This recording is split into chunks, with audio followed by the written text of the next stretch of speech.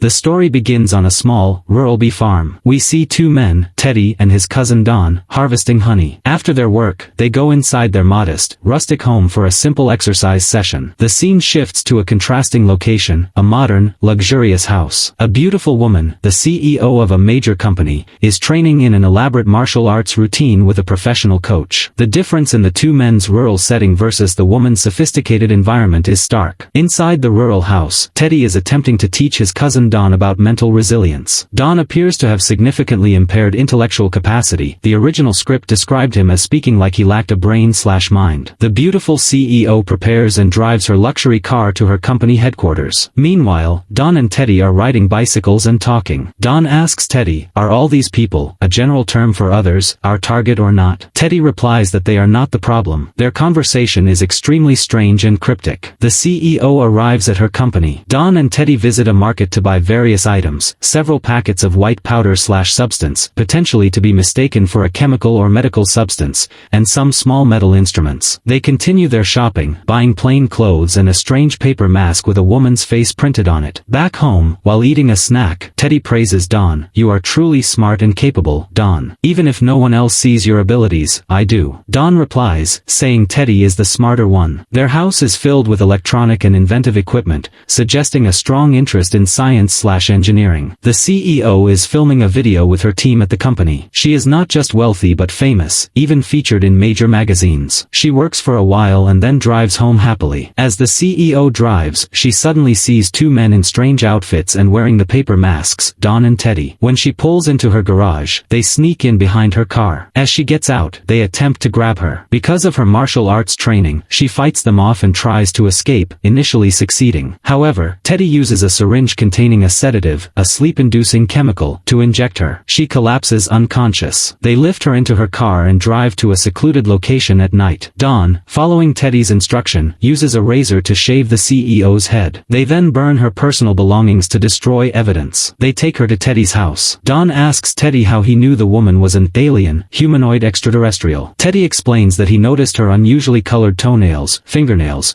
that her mouth did not close completely, and she had a strange device attached to her ear, which is later implied to be normal nail polish, a small gap between her lips, and an earpiece/hearing aid. Everything Teddy mentions is perfectly normal human usage or appearance. Teddy continues that especially after shaving her head, her face looks very much like an alien. They then apply white paint all over her body to make her look more alien. Teddy and Don change into suits resembling government researchers or scientists. The CEO wakes up, confused. She asks if this is a hospital. They tell her, no, this is a government facility for alien research. She realizes her head is shaved. Teddy explains it was done to reveal the truth about her alien body and to facilitate contact with her spacecraft, which he claims is orbiting above. The CEO is utterly shocked by his crazy theory. Teddy goes on and on, detailing his research project like it's a real thing. The CEO is disgusted, finding them to be acting like people with severe psychological problems. She demands to know their real intention, warning them that if she is not released within 48 hours, her research team will find her, and they will face serious legal consequences. Teddy continues his delusion, claiming she is the subject of his research, pointing out that she is 48 years old but looks young, asking, "If you are not an alien, then who are you?" She argues that her youthful appearance is due to good products, a healthy environment, and good food, nothing strange. Teddy appears visibly angry at her repeated denial. He leaves her, confining her in the room. Upstairs, Don and Teddy hug in celebration of their successful capture and experiment. They install a camera to monitor her. Teddy tells Don that even if she is not an alien, she is a demon, because she is going to destroy their planet. Don, still seemingly incapable of rational thought and fully believing Teddy, agrees. The next day, Teddy rides his bicycle to his job as a product packer in a factory. A local police officer signals him to stop for questioning. The officer is asking for information regarding the mysterious disappearance of the CEO, noting that the suspect's car drove down this road. Teddy, in a hurry, says he is busy and can only answer briefly, promising more information later. During his lunch break, Teddy watches TV at the factory. The news reports the disappearance of the CEO, noting the police have no clear leads. Teddy is very pleased. After work, he checks on his bees and harvests honey. Later, Teddy and Don enter the CEO's room again. The CEO, desperate for a solution, finally falsely admits she is an alien. Teddy accuses her of just saying it to escape and demands the real truth from her heart. She is incredibly frustrated, knowing she is not an alien but trying to comply. lie. She admits it, but Teddy still calls her a liar. She then realizes they must be people with a severe disorder. The original term, psychopath, is used by the CEO, and demands to know what they want. Do you want money, or something more? Tell me, and I will give it to you. Teddy dismisses her, saying, you are worthless to us. We don't need your money. She retorts that he needs psychological help and calls him mentally unwell. Enraged, Teddy strikes/hits her and turns off the light, leaving the room. Teddy then uses his computer to show Dawn a 3D model of a supposed alien spacecraft he has researched, claiming it is her headquarters. Teddy is shown to be technically gifted, but his actions confirm his delusional state. The next morning, they enter her room. She again confesses, from my heart, I am an alien. Please believe me. I want a solution and don't want to stay here. Teddy says if she were telling the truth, he would have believed her yesterday. He says he will now conduct a test to prove she is truly an alien. They take her to their crude, experiment area. They strap her to a chair, connect electrical wires to her body, and administer an electric current. She screams in pain. Dawn is horrified and urges Teddy to stop before she is fatally harmed. Teddy continues until the woman screams so hard that she loses consciousness, stops breathing. Teddy finally stops, apologizing, saying he only just realized his electrical test could not verify her true identity. The victim's immense suffering was for nothing. Teddy then goes out and buys her a wig and new clothes, asking her to take a bath. They cover the windows with paper to prevent outsiders from looking in and prepare a meal to share. The CEO attempts to eat and talk normally, trying to manage their disorder/delusion. When she attempts to question Teddy, he becomes angry. She uses the chance to explain and appeal to him, urging him to calm down and release her. She promises to get him psychological help and assures him she will not press charges. Teddy tells her to stop talking, but she persists until he gets angry, climbs onto the table, and physically assaults her, knocking her to the ground. She uses her martial arts to fight back, but Don uses the butt of his weapon, a gun, to strike her, rendering her unconscious. At that moment, a police car pulls up. It is the same officer from the day before, conducting a door-to-door search for clues. Teddy opens the door, and the officer asks to come inside to talk in more detail, as he knows Teddy from the past. Inside, the CEO is back in her room, and Dawn stands guard with the weapon. The CEO, realizing Dawn's mental vulnerability, attempts to persuade him to release her, saying Teddy is only using him and that he will also be guilty. Dawn remains loyal, stating Teddy is his family, and they are one in heart and mind. He reveals Teddy promised to take him to the foreign planet. The CEO immediately seizes on this idea and lies to Dawn, saying, I am the alien. If you let me go, I will take you to the foreign planet. Dawn asks about Teddy. She promises to take Teddy later. Dawn replies, I will be released, then. I will go to the foreign planet now. He then uses the weapon to end his own life,